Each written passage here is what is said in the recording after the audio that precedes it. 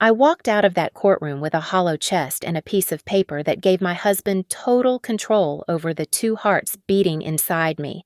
He had taken the house, the money, and now, my choice. I clutched the appointment slip for the clinic, believing I was walking toward the end of my life. I had no idea that I was actually taking the first step toward burning his entire world down. My name is Lauren Pierce. I am 32 years old, a data risk control specialist at North River Analytics, and until yesterday, I lived inside a brochure for the American middle-class dream. We reside in Aurora, Illinois, in a neighborhood where the Homeowners Association measures the grass height with a ruler and the Sunday air smells like charcoal and expensive marinade. I am 18 weeks pregnant with twins, and my husband, Ryan Pierce, is a financial manager whom the entire community regards as a saint in a polo shirt. Our driveway always hosts a pristine SUV. Our windows are always clean. It is a terrifyingly perfect stage for a play that was rotting from the inside out. Ryan was a master of the plural pronoun. He loved to say that we were diversifying our portfolio or that we needed to be conservative with our liquidity. It sounded inclusive. Romantic, even. It took me years to notice that while he used the word we for the concepts, he kept the passwords for the accounts strictly to himself.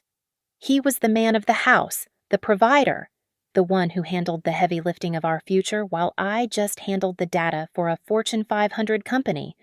The night before the hearing, we sat at the dining table like actors in a sitcom that had ceased to be funny. My mother-in-law, Sarah, sat across from me, her eyes fixed adoringly on her son. I poked at my salad, fighting the bile rising in my throat. The twins were pressing against my stomach, heavy and real, while Ryan cut his steak with surgical precision. "Lauren, I just want to ensure that we handle this." "Civilly," Ryan said, his voice dripping with that practiced, boardroom calm. "There is no need for drama." Sarah nodded, reaching out to pat his hand. "You are being so strong. Ryan, most men would have walked away, but you are trying to help her. Help me." That was their word for it. When I first told Ryan about the twins, he did not smile. He calculated. He talked about the cost of college tuition in 18 years and the depreciation of our lifestyle. He called the pregnancy a fiscal error. He suggested the clinic immediately. When I refused, he did not yell. He simply hired a lawyer and filed for divorce, requesting full medical decision-making power over the pregnancy based on my alleged declining mental health. My lawyer had laughed when he saw the motion. He told me not to worry. "Lauren, this is a standard intimidation tactic." He had assured me, "You have no criminal record. You have a 6-figure job. You are not dependent on substances. No judge in Illinois is going to hand over your medical rights to an ex-husband just because he claims you are anxious." It is an easy win. I believed him. I believed in the system. I did not question why Ryan seemed so relaxed. I did not wonder why he knew exactly which judge was presiding over our case before the schedule was posted online. I ignored the way he nodded at the court clerk like they were old drinking buddies. I thought he was just being arrogant. I stood in the fluorescent glare of the courthouse bathroom, the air smelling of industrial bleach and cheap soap. I adjusted my oversized blazer, trying to hide the tremor in my hands. I looked at my reflection. My face was pale, but my eyes were clear. I looked down at my wrist. My smart bracelet blinked, recording my location and my heart rate, which was currently hammering at 112 beats per minute. I tapped the screen to dismiss the high heart rate alert. "Just get through today," I whispered to the woman in the mirror. "He is just trying to scare you. The law is real. Facts are real." I walked out of that bathroom believing that the truth mattered. I did not know yet that truth is just a data set, and like any data set, it can be manipulated if you have the right administrator access. The family courtroom in downtown Chicago smelled of stale coffee and desperation. The air conditioning was blasting, freezing the sweat on my back, while the wooden benches creaked under the weight of broken promises. Around me, couples sat in silence, staring at the scuffed linoleum, waiting for a stranger in a robe to divide their lives into percentages. The court clerk, a woman who looked like she hadn't smiled since the Reagan administration, called out case numbers with the enthusiasm of someone reading a grocery list. "Pierce versus Pierce," she intoned. We walked in. Judge Holloway sat on the bench. She was a woman in her 50s with a haircut that screamed no nonsense and a reputation for valuing financial stability above all else. My lawyer had warned me she was tough but fair. Looking at her now, watching her eyes flick approvingly over Ryan's immaculate suit and then critically over my slightly rumpled blazer, I felt the first prickle of dread. Ryan's lawyer, Mark Dalton, stood up. He was a caricature of a corporate shark, perfect tan, teeth too white, voice booming with practiced sincerity. "Your Honor," Mark began, gesturing to Ryan as if unveiling a masterpiece. "Mr. Pierce is a devoted husband who only wants to protect his unborn children. We are here today because Mrs. Pierce has a documented history of severe psychological instability, stemming from the tragic death of her father." I gripped the edge of the table. I had seen a grief counselor for 3 months after Dad died. That was 5 years ago. "Objection," my lawyer said, half-heartedly. "Relevance." "It goes to capacity, Your Honor," Mark shot back smoothly. "And we have evidence of recent violent outbursts." He pressed a button on his laptop. Suddenly, my own voice filled the courtroom, distorted and shrill. "I would rather kill it than let you raise it." Then, the sound of something shattering. I gasped. That is not what I said. That is edited." It was from a fight we had 2 weeks ago in the kitchen. Ryan had been goading me, telling me I was a terrible mother, that I would ruin the twins like I ruined everything else. I had thrown a ceramic bowl into the sink in frustration and yelled, "I would rather kill this marriage than let you raise them like your mother raised you." Ryan had installed a camera, and he had cut the audio. "Mrs. Pierce, please control yourself," Judge Holloway snapped, peering over her glasses.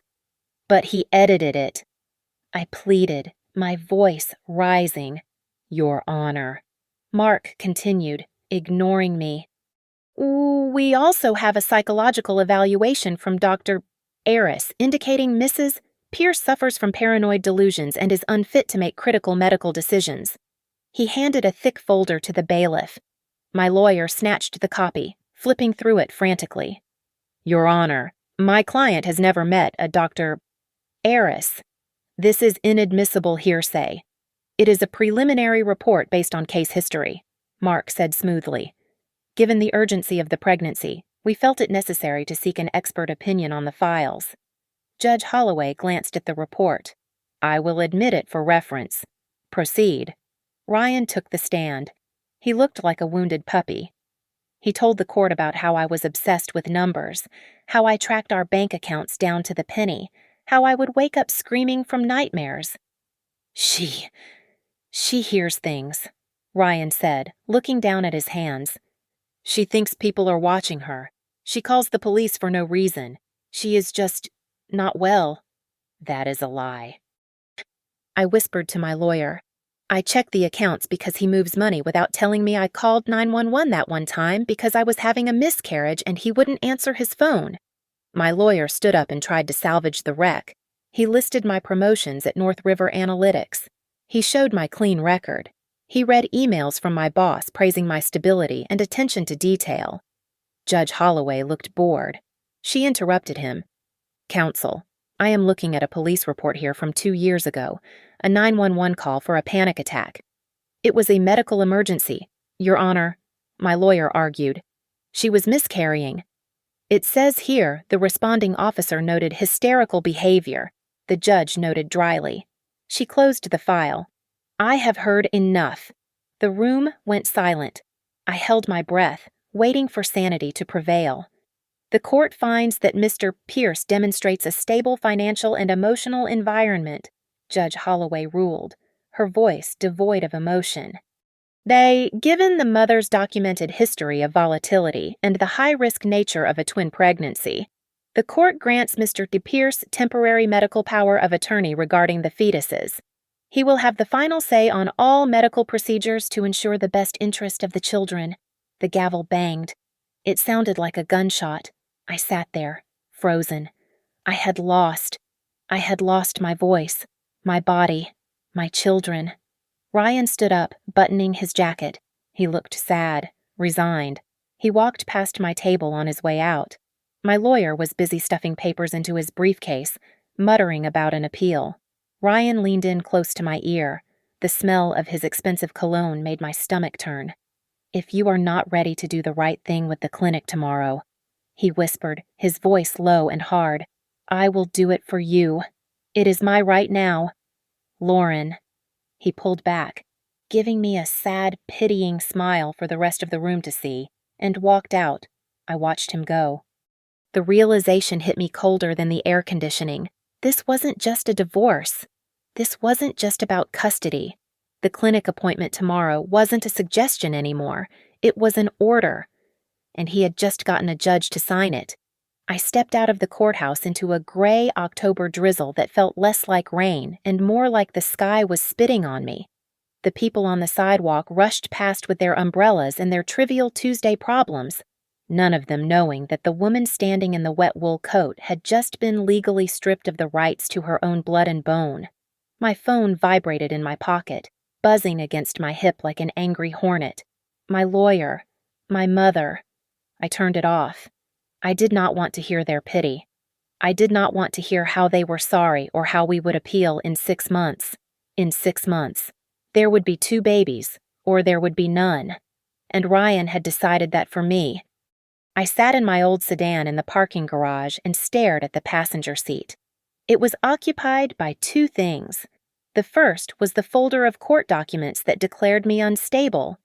The second was the appointment slip for the clinic, printed on cheerful pink paper, scheduled for 2 o'clock this afternoon.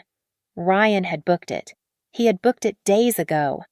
I closed my eyes and saw Ryan's face the night I showed him the positive test.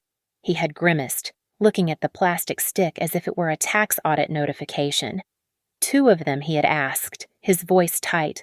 "Lauren, honey, we have to be realistic. The market is volatile. A dual pregnancy is a high-risk liability. We are talking about, $100,000 in medical costs before they are even born. We can make it work." I had pleaded, stupidly thinking he was just scared. I started the car. My hands moved automatically on the steering wheel, guiding me toward the medical district while my mind floated somewhere above the roof. The radio was playing a news segment about reproductive rights, a heated debate about laws and bodily autonomy. I wanted to scream. I wanted to laugh until I choked. The irony was a physical weight in the car. The world was arguing about laws, but my reality was a judge signing a piece of paper that handed my womb over to a man because he had a better credit score and I had a history of grief. I parked in the underground lot of the medical center. The air down there was thick and smelled of exhaust and rubber. I walked up the ramp, my hand protective over my stomach. Every step was a heavy, suffocating question. If I walked into that room and let them stop the heartbeats, I was doing exactly what he wanted. If I refused, he would take them the moment they were born, and I would be the crazy ex-wife watching from a distance. It was a trap. A perfect, legal trap. I reached the glass doors of the clinic. That was when I stopped. I recognized the logo etched onto the glass. It was a stylized blue cross with a golden arc. Apex Health Systems. I froze. Ryan did not just bank with Apex. He was currently trying to sell a massive risk management package to them. He had been bragging about the potential commission for months. I walked to the reception desk. The lighting was soft, designed to be soothing, but it felt clinical and sharp. The receptionist was a young woman with kind eyes and a tired smile. Name, she asked? Lauren Pierce, I said, my voice sounding like it belonged to someone else. She typed on her keyboard, then paused. Oh, right. Mrs. Pierce, your husband called this morning. I felt a cold shiver run down my spine. Did he? Yes, she said, lowering her voice. He wanted to remind us to forward the full procedure records and your psychological notes to his insurance lawyer immediately after. Well, after today. He said it was for the claim I asked, for the coverage, she said, looking confused. He said this was a pre-approved procedure under a special liability clause. She turned the monitor slightly so I could sign the consent form. I lifted the stylus, my hand trembling. I looked at the screen. There was my name, and right below it, in the billing field, was a note. Procedure approved, case study RP 7431RP, Ryan Pierce. The world stopped. The ambient noise of the waiting room fell away. I stared at those letters. This was not just about him not wanting children. This was not just about him thinking I was unfit. This was a case number. He was using my pregnancy, my instability, and this procedure as a pilot case for his new insurance product. He was proving that a financial guardian could override a biological mother to reduce long-term liability costs for insurance companies. I was not a wife. I was a prototype. I dropped the stylus. It clattered against the desk. Mrs. Pierce, the nurse asked, Are you okay? My smart bracelet buzzed violently against my wrist. I looked down. It was flashing red. Heart rate warning. 130 beats per minute. I looked at the bracelet. It tracked everything. My location, my sleep, my stress levels, my heart rate. Ryan had access to this data. He used it to paint me as crazy. But as I stared at the flashing numbers, the terror in my chest suddenly solidified into something cold and hard. Ice water replaced the blood in my veins. If this bracelet was recording me, it was recording everything. It was recording where I was. It was recording the timestamps. And if I could access the back-end logs, I could see who else was looking at my data. I realized then that data does not take sides. It just exists. He had used it to build a cage for me. But cages have keys. Mrs. Pierce, the nurse said again, reaching for the stylus. We really need to get started if you want to keep the appointment. I took a step back, then another. No, I said. My voice was steady. No, I don't think we will be doing that today. I turned around and walked out. I did not run. I walked with the precision of a risk analyst who had just found a critical error in the algorithm. I was not going to the clinic. I was going to work. I did not go home to cry into a pillow. I drove 3 blocks to a coffee shop called The Daily Grind, sat in the corner booth furthest from the window, and opened my laptop. I ordered a chamomile tea, not because I wanted it, but because a pregnant woman drinking caffeine in public invites judgment, and I was done being judged for the day. I took a breath, pushed the hair out of my face, and turned off the part of my brain that was a grieving mother. I turned on the part of my brain that assesses data breaches for a living. I logged into the cloud account associated with my smart bracelet. Ryan had set it up. He had the administrative password, but I had user access. That was all I needed. I didn't look at the health charts. I looked at the metadata. I pulled the access logs for the last 6 months and exported them into a spreadsheet. The numbers filled the screen. A comforting waterfall of black and white logic. I filtered the login attempts by IP address. Most of them were from our home Wi-Fi or my phone. But there was a recurring cluster of access requests from a static IP address in downtown Chicago. I ran a quick trace. It wasn't a coffee shop. It wasn't a public library. It was the secure server gateway for Sterling and Finch, the financial firm where Ryan worked. You bastard, I whispered to the screen. He hadn't just been checking on me. The timestamps aligned perfectly with his work hours. He had been harvesting my data. Every time my heart rate spiked because he started an argument, he was logging it. Every night I tossed and turned because of the pregnancy hormones. He was downloading the sleep disruption data. He wasn't worried about my health. He was building a dataset to prove I was unstable. I opened a second tab. I searched for the corporate structure of the clinic I had just left. It was a subsidiary of Apex Health Systems. I cross-referenced Apex with Ryan's recent client list at Sterling and Finch. There it was. A press release from 2 months ago. Sterling and Finch announces strategic partnership with Apex Health to revolutionize high-risk liability management. Ryan wasn't just a controlling husband. He was an employee trying to close a deal. I dug through my old text messages with him, searching for a file he had sent me by mistake back in August. He had claimed it was a boring work thing and told me to delete it. I hadn't. I rarely deleted anything. Data is innocent until proven guilty. I found it. Project Guardian Beta Pitch Deck. I opened the presentation. Slide 4 stopped my heart. It described a target demographic for a new insurance product designed to mitigate the cost of high-risk multiple births. The profile was a 32-year-old female, professional, history of anxiety, currently carrying twins. The proposed solution was partner-led medical intervention to reduce the insurer's exposure to neonatal intensive care unit costs. The estimated savings were over $200,000 per case. I sat back, the leather of the booth squeaking against my coat. It was a sales pitch. My divorce, the court case, the abortion. It was all a sales pitch.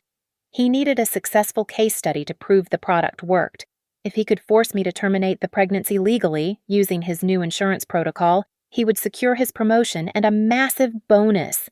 I picked up my phone and dialed Maya, the best data security engineer at North River. Lauren, Maya answered on the second ring. You are supposed to be off today. Is everything? Okay. Maya, I need you to listen to me carefully, I said, my voice steady and cold. I have a hypothetical scenario.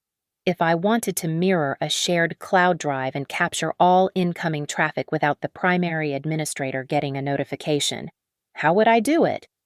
There was a long silence on the other end. Lauren, that sounds highly illegal if you do not own the drive. I have user credentials, I said, and I need to catch a breach. A bad actor is manipulating the data to frame a user. Maya hesitated. Is this about Ryan? It is about risk management, I said. Can you help me set up a passive logger? I can send you a script, Maya said, her voice dropping to a whisper. But, Lauren, if you run this, you need to keep your behavior consistent. If the admin sees a change in the data pattern, they will look at the logs. I know, I said. I will be the perfect variable. I hung up. I would not run. I would not scream. I would go home, and I would cry where he could see me. I would act like the broken, unstable woman he told the judge I was. I would let him think he had won. I created a new folder on my desktop. I did not name it divorce or evidence. I named it Pierce_experiment. I stared at the blinking cursor. Ryan thought he was the scientist conducting a study on a lab rat. He did not realize that the rat had just learned how to read the clipboard. I drove straight to the office of Dr. Eris. The address on the court document led me to a small brick building in a quiet suburb, far from the polished glass towers of downtown. I did not have an appointment, but the receptionist's eyes widened when I slapped the court order onto the counter. Dr. Eris was an older man with kind eyes and a disorganized desk. He looked at the report I slid across the wood, his brow furrowing deeper with every line. Mrs. Pierce, he said slowly, looking up at me over his reading glasses. I have never seen this document in my life, and I have certainly never treated you. Your signature is on the bottom, I said, my voice tight. The judge accepted this as evidence that I am paranoid and delusional. He pulled a magnifying glass from his drawer and peered at the ink. Then he went pale. This is a digital scan, a good one, but it is a scan. He looked at me, a sudden flicker of recognition crossing his face. Wait, Pierce. About 4 months ago, a man came here, Ryan Pierce. He said he was worried about his wife. He said she had severe anxiety and he wanted to know what a standard psychological evaluation looked like so he could prepare her for therapy. He asked for a blank template. To help her. I felt the bile rise in my throat. And you gave it to him. I gave him a generic intake form. Dr. Eris stammered, looking horrified. I never wrote this diagnosis. This is fraud. I pulled out my phone. Dr. Eris, I am recording this. Will you state that for the record, and will you sign an affidavit? I will sign whatever you need, he said, his voice shaking with anger. Nobody uses my name to take a woman's children away. Armed with the recording, I drove to my mother-in-law's house. Sarah answered the door looking 10 years older than she had at the courthouse. The perfectly coiffed hair was messy, and there were stacks of envelopes on her kitchen table. Lauren, she said, her hand fluttering to her throat. You shouldn't be here. Ryan said I don't care what Ryan said. I interrupted, stepping inside. I looked at the envelopes. They were overdue notices. Sarah, what are these? She slumped into a chair, covering her face. I don't know. Ryan said he was managing my retirement portfolio. He said he needed to open a few credit lines to leverage the assets. But the bills keep coming to me, and the money isn't there. My stomach twisted. He wasn't just harvesting my data. He was cannibalizing his own mother's credit score. He is stealing from you, Sarah, I said gently. She began to weep, a dry, rattling sound. I knew, she whispered. I knew something was wrong. The night before the trial, I saw him in the bathroom. He was talking to the mirror. He was practicing his sad face. He would say, "She is just so unstable," and then stop, adjust his tie, and say it again until he looked like he was about to cry.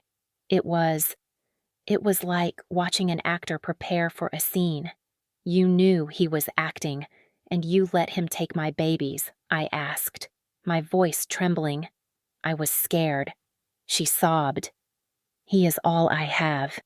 I left her with the promise that we would fix the money if she helped me fix the truth. I had one more stop. I had found the name in a buried public record from a county clerk's office in Ohio.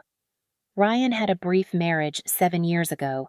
It was annulled after 6 months. I tracked the woman, Jenna, to a community hospital 40 minutes away where she worked as an ER nurse. I waited for her shift to end.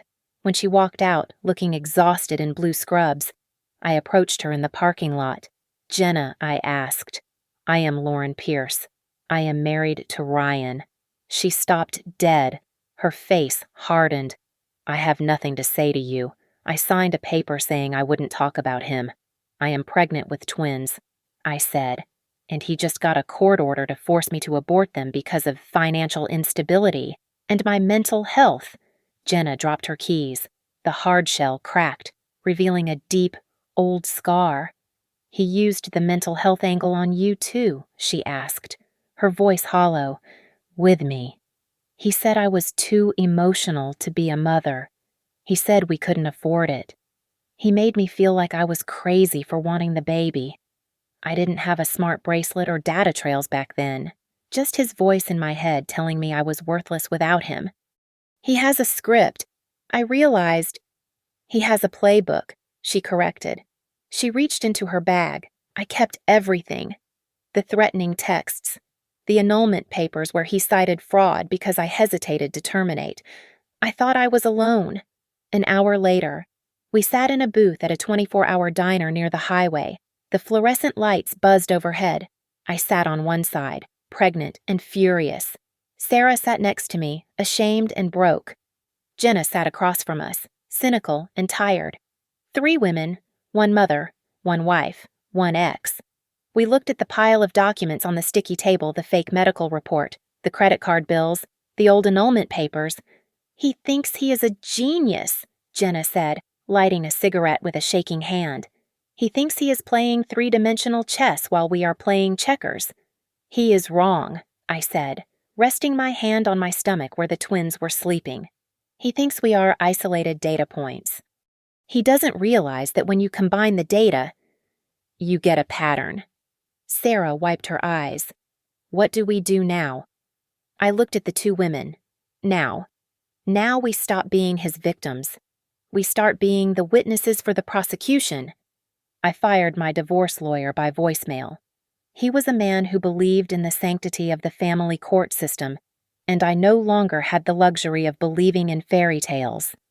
Instead, I walked into the office of Olivia Ramos.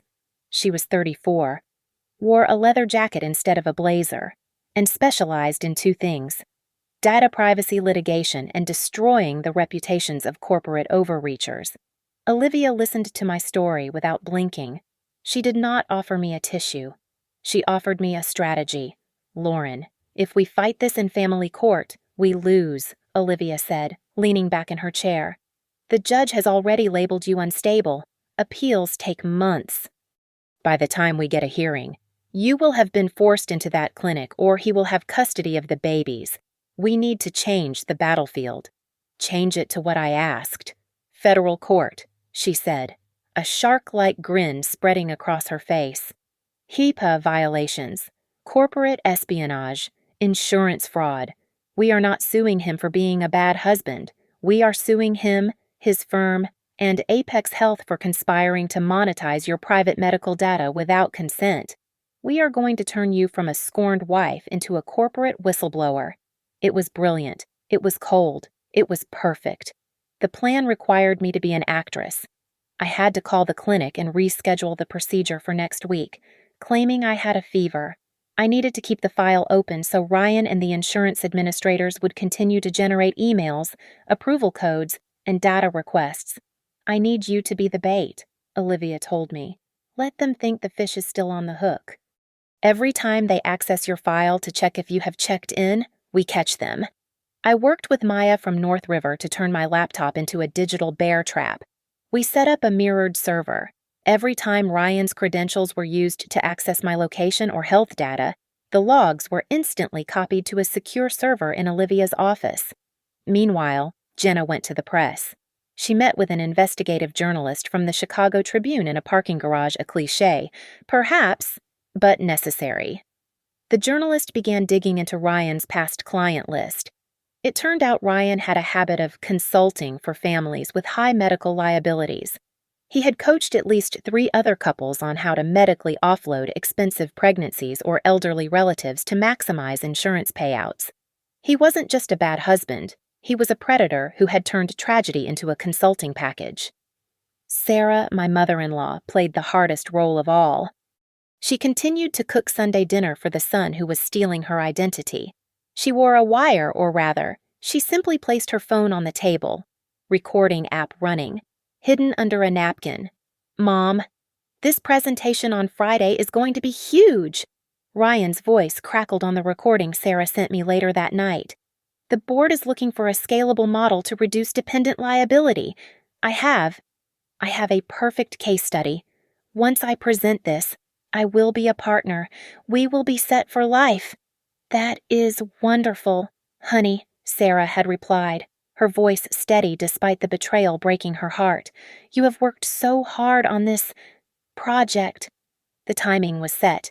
Ryan was scheduled to present his revolutionary risk management strategy at the National Healthcare Finance Summit on Friday. It was the biggest event of the year. I sat in my car outside a library, using their public Wi-Fi to add another layer of untraceability. I created an anonymous email account. I attached the access logs showing the illegal data harvesting. I attached the screenshot of the sales deck with the RP7431 case number. I drafted a short message to the Internal Audit and Compliance Department of Apex Health. Subject urgent. Active insurance fraud and HIPAA violation involving senior consultant Ryan Pierce. Message: your new pilot program is based on the illegal surveillance and medical manipulation of a non-consenting patient. The data is stolen. The subject is his wife. The press has the story. You have 24 hours to investigate before this becomes a federal indictment. I hit send. I felt a strange sense of calm. I wasn't just fighting for my children anymore. I was fighting for every woman whose body had been viewed as a line item on a spreadsheet. I met Olivia one last time before the summit. We stood looking at a timeline of the plan on her whiteboard. "Are you ready?" she asked me. "Once we pull this trigger, there is no going back." He will come after you with everything he has. He has nothing, I said. He thinks he owns the data. He forgot to check who owns the server. Olivia capped her marker. If we do this right, he will wish he had just lost custody. By Friday afternoon, he will lose his license, his reputation, and his freedom. And the best part, he will lose control of the narrative. I nodded. Let's burn it down. The system did not crash with a bang. It began to crack in silence, like ice shifting on a frozen lake before the swimmer realizes they are drowning. At the Apex Health headquarters, deep inside the compliance department, a junior analyst opened my anonymous email. He did not panic. He simply flagged the message for an internal review. Within 2 hours, a team of auditors was quietly pulling files. They found my case RP7431. Then they found 4 others with identical patterns: high-risk pregnancies, financial distress, and a husband acting as the primary medical decision-maker under the guidance of Sterling and Finch. They called it a liability containment strategy. The auditors called it a potential federal indictment.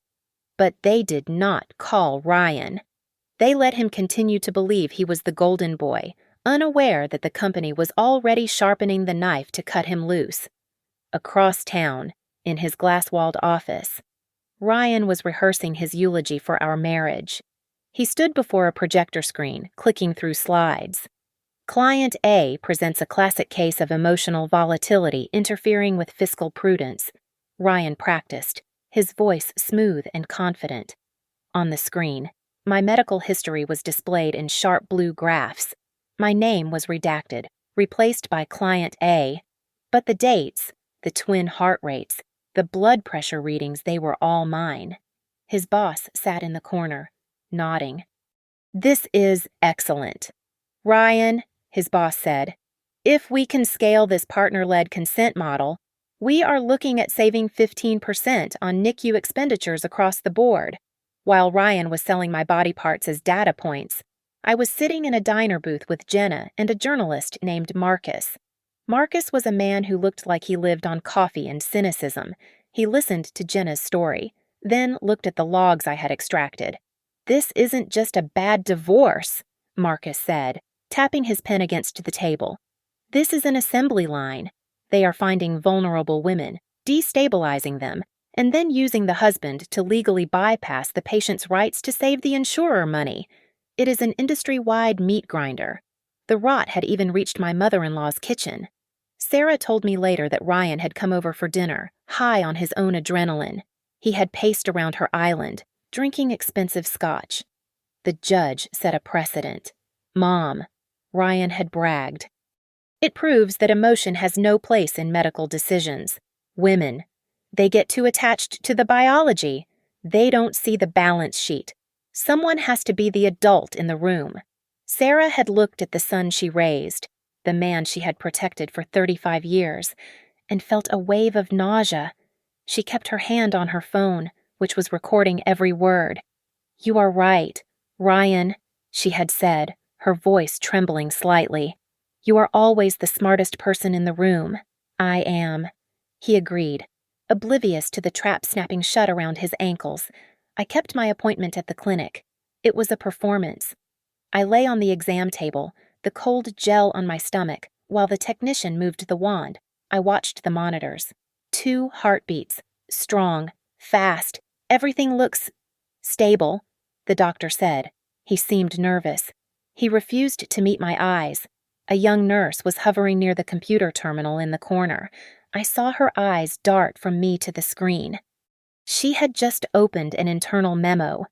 I saw her hand shake as she pulled her personal phone from her pocket and snapped a quick picture of the monitor. She looked at me, her eyes filled with a sudden, terrified apology. She knew. She had seen the instruction. "Do not discuss financial pilot status with patient." I walked out to my car, my phone buzzing.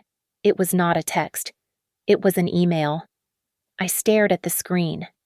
A mid-level manager at Apex Health had attempted to forward a status update to Ryan, but had autofilled the wrong Pierce in the address book. It had come to me. Subject RP7431, Optimization Ryan. Great work on the prelims. The revenue optimization on this patient is tracking perfectly. If we can expedite the procedure before week 20, we maximize the write-off. Thanks for being the pioneer on this case. I stopped breathing. They didn't even call it a medical procedure.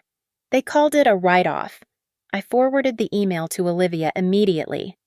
Her reply came back in 30 seconds. Smoking gun? We have them. That evening, Ryan went to a high-end steakhouse to celebrate his upcoming presentation. He sat with 3 colleagues, laughing, raising a glass of red wine to the light. He looked like a king. He did not notice the man sitting at the bar, nursing a soda. Marcus, the journalist, raised his phone and took a photo. He sent it to me with a caption. The predator always thinks he is at the top of the food chain until the camera changes angles. I looked at the photo of my husband laughing while planning to erase our children for a bonus check. I touched my stomach. Enjoy your dinner. Ryan, I whispered. It is going to be your last meal as a free man. The grand ballroom of the Hyatt Regency smelled of roasted coffee and expensive cologne. Through the pixelated feed on my laptop screen, I could see the rows of heads nodding in agreement, a sea of charcoal suits and shiny bald spots. Ryan stood at the podium, bathed in the warm glow of the spotlight. He looked magnificent. He was wearing his lucky navy tie, the one I had bought him for our 3rd anniversary, and he was smiling the smile of a man who believes he has already won. I was not in the ballroom.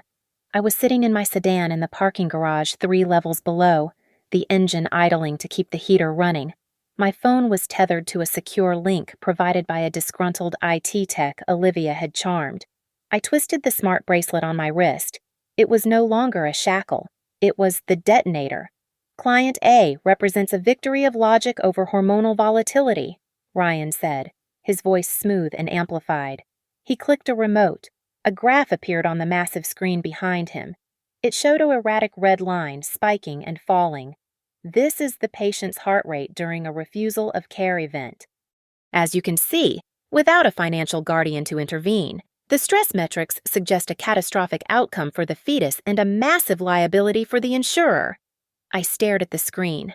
That was my heart rate from the night he told me he was filing for divorce. He was presenting my heartbreak as a data point for risk management. By implementing the partner-led consent protocol, Ryan continued, gesturing grandly, we not only stabilized the biological assets, but also reduced the projected NICU exposure by 40%. My hand hovered over the enter key. Olivia was on the other end of the line, ready to execute the script. Do it, I whispered. I hit the key. On the screen, Ryan was mid-sentence. Ethically, we must ask ourselves if it is right to let emotion dictate. The screen behind him glitched. The pristine blue graph vanished. In its place, a grainy, high-contrast video filled the 20-foot wall. It was the footage from our kitchen. But this time, the audio was not edited. The sound of Ryan screaming tore through the polite silence of the conference hall. I do not care about the heartbeat, I care about the portfolio. If you do not get rid of it, I will make your life a living hell. In the video, Ryan slammed his fist onto the granite counter so hard a glass of water toppled over. The real Ryan, standing on the podium, froze. He looked back at the screen, his mouth opening and closing like a fish pulled from the water. That is a technical error, Ryan stammered into the microphone, his composure cracking. Can we cut the feed? He looked frantically at the tech booth.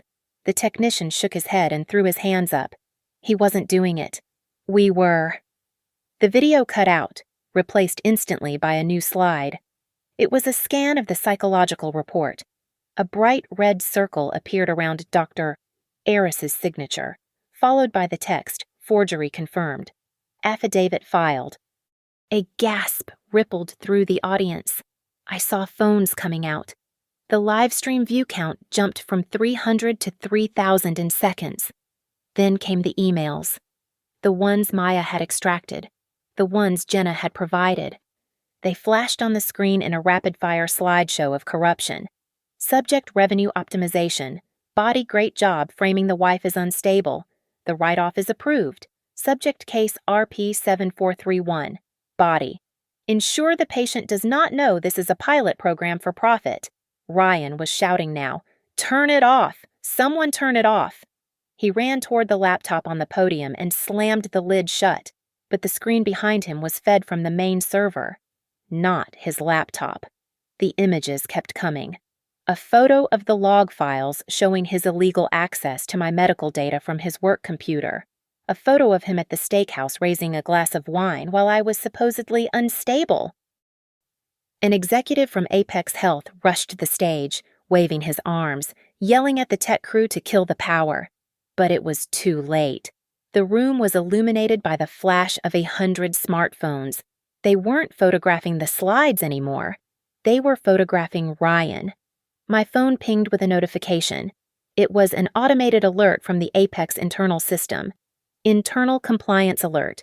Immediate suspension of all accounts related to case RP7431.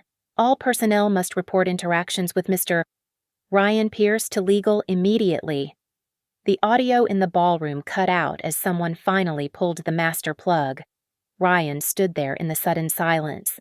The screen behind him went black, but the damage was burned into every retina in the room. He looked out at the crowd, searching for an ally, for a nod of support. He found only the cold, unblinking lenses of cameras. He stood alone in the center of the stage, stripped of his graphs, his narrative, and his lies. He looked small. I watched him for a second longer, then closed my laptop. I put the car in reverse. I had a court date to prepare for, and for the first time in months, I wasn't the one who needed to be afraid. The fallout from the seminar was immediate and catastrophic. By Monday morning, Sterling and Finch had suspended Ryan pending an internal investigation. Apex Health followed suit, terminating their consulting contract with him before lunch. The email announcing his suspension did not just leak. It flooded into the inboxes of every major financial news outlet in Chicago, courtesy of my new anonymous email account. Marcus published his first article an hour later with a headline that made my blood sing, "The Womb as a Wallet." How one consultant turned high-risk pregnancies into high-yield assets.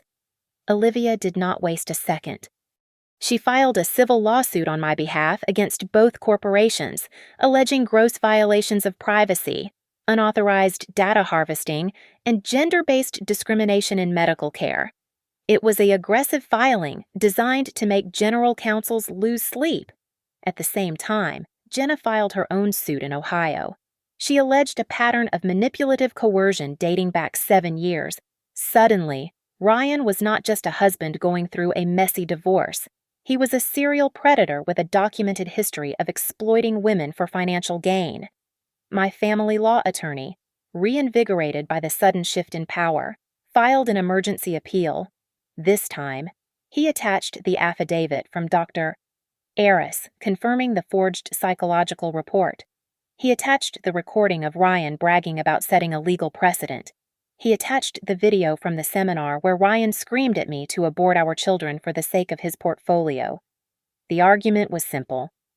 The original custody ruling was fruit of the poisonous tree, obtained through fraud and systemic deceit. The final nail in Ryan's character defense came from the person who loved him most. Sarah came to my lawyer's office on a Tuesday afternoon. She looked pale, her hands shaking as she pulled a stack of papers from her purse. They were credit card statements. He opened them in my name, Sarah whispered, tears sliding down her face. I found 6 accounts. He maxed them out to pay for his car, his suits, his image. I was just another asset to leverage. I cannot let him say he is financially stable when he is bankrupting his own mother. The evidence of credit fraud destroyed the only thing Ryan had left standing in family court. He was no longer the stable provider. He was a financial liability. 2 days later, I sat in a glass-walled conference room across from 3 lawyers representing Sterling and Finch. They smelled of fear and expensive aftershave. They slid a piece of paper across the mahogany table. "Mrs. Pierce," the lead counsel said, his voice dripping with faux sympathy, "we are prepared to offer you a settlement of $2 million. This would cover all medical expenses, pain and suffering, and legal fees. In exchange, we require you to drop the civil suit and sign a standard non-disclosure agreement." I looked at the number. $2 million. It was life-changing money. It was enough to raise the twins without ever worrying about a paycheck. I looked at Olivia. She gave me a subtle nod. She knew this was a good offer, but she also knew why we were here. I slid the paper back across the table. "No," I said. The lawyer blinked. "Mrs. Pierce, this is a generous offer. Litigation is risky. If you go to trial—" "If I go to trial," I interrupted, leaning forward. "Every email, every presentation slide, and every recording will become public record. You want to buy my silence because you know your stock price will tank if the public finds out you treat pregnant women as liability clusters." "We can go up to $2.5 million, he countered, sweat appearing on his forehead. "You do not understand," I said, my voice steady. "You turned my body into a business case. I am going to turn this business case into the worst example in the history of your industry. I do not want your money. I want your precedent." We walked out. By the end of the week, Marcus published his second article, this time. It included anonymous quotes from me, Jenna, and the young nurse from the clinic. The hashtag #DataIsNotConsent began trending on social media. The public was angry. The system was scrambling. Then came the notification I had been waiting for. The appellate court had granted an emergency review of the custody order, citing compelling new evidence of systemic fraud. The new hearing was set for 3 weeks from today. I looked at the calendar. The hearing date fell exactly on my 30th week of pregnancy. I was entering the 3rd trimester. My ankles were swollen. My back ached constantly. The twins were kicking against my ribs, restless and strong. The doctor had warned me about stress-inducing preterm labor, but I had no choice. I would walk into that courtroom heavy with life, carrying the very evidence Ryan had tried to erase. The game had changed. I was no longer the defendant trying to prove I was sane. I was the plaintiff proving he was a monster, and I was ready to deliver the final verdict.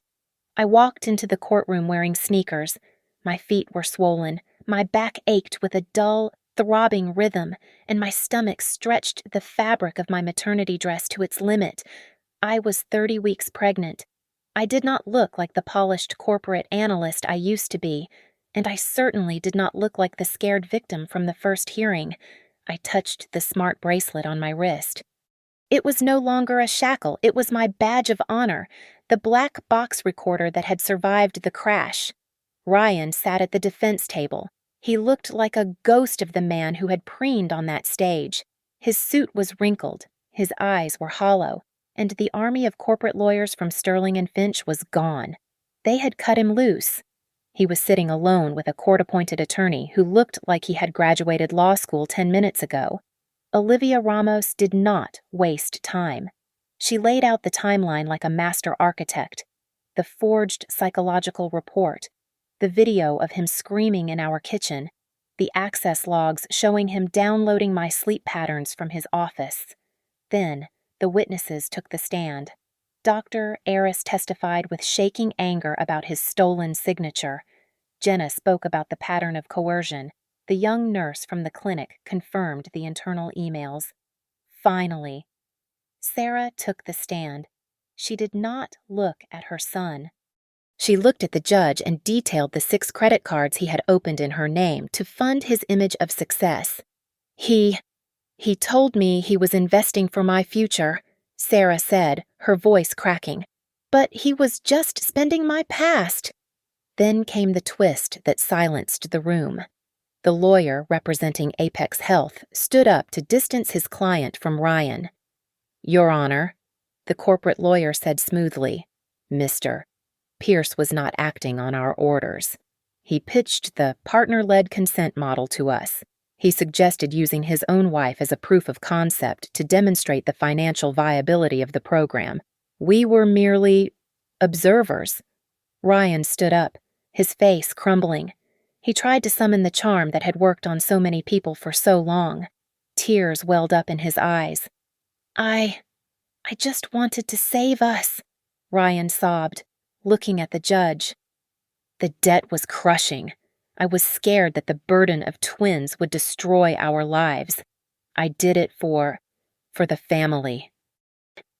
Olivia simply pressed a button. The audio from the steakhouse played. Ryan's voice filled the room, bragging about revenue optimization per biological unit. His tears instantly looked like cheap water. Judge Reynolds, a black woman in her 40s with eyes that had seen every variety of human cruelty, leaned forward. She stared at Ryan for a long, uncomfortable minute. "Mr. Pierce," she said, her voice low and dangerous. "Answer me one question. Did you ever see your wife as a human being capable of choice? Or was she just a mechanism for you to improve your quarterly projections?" The silence in the room was absolute. Ryan opened his mouth, but no sound came out. He had no script for this. "I have heard enough," Judge Reynolds said. She turned to me. "Mrs. Pierce, before I issue my ruling on custody and the referral for criminal charges, do you have a request regarding damages?" I stood up. My legs felt heavy, but my spine was steel. "I want to reserve the right to sue for financial damages later," I said, my voice ringing clear. "Right now, I want 3 things. First, I want his medical power of attorney revoked immediately. Second, I want a permanent restraining order preventing him from accessing any medical records for me or my children. And third, I want the court record to explicitly state that case RP 7431 was an abuse of power, not a medical necessity." Judge Reynolds nodded. She banged the gavel. It made a sound like a gunshot ending a war. "The court vacates the previous order," she ruled. "Full legal and physical custody is awarded to the mother. Mr. Pierce is stripped of all medical decision-making rights.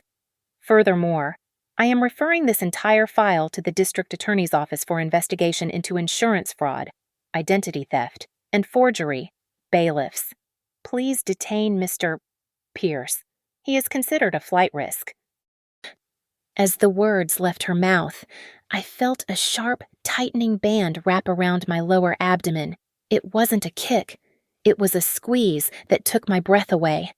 I gasped, grabbing the table. "Lauren," Olivia asked, grabbing my arm. "I think," I whispered, riding out the pain. "I think they waited for the verdict." Ryan was shouting something as the bailiffs grabbed his arms, but I couldn't hear him. The noise of the courtroom faded. Olivia and Sarah were on either side of me, guiding me toward the aisle. The doors swung open. I walked into the corridor, breathing through the contraction. I was going to the hospital, but this time, I wasn't going to a clinic to have my motherhood erased by a man with a spreadsheet. I was going to deliver my children. I was walking toward a future where the only person who decided my fate was me. The system had tried to break me, but I had rewritten the code. Thank you so much for listening to my story. Please comment down below and let me know where you are listening from. I would love to chat and hear your thoughts. Don't forget to subscribe to the Lily Revenge Stories channel, like this video, and if you really enjoyed it, please hit that hype button so more people can hear this story.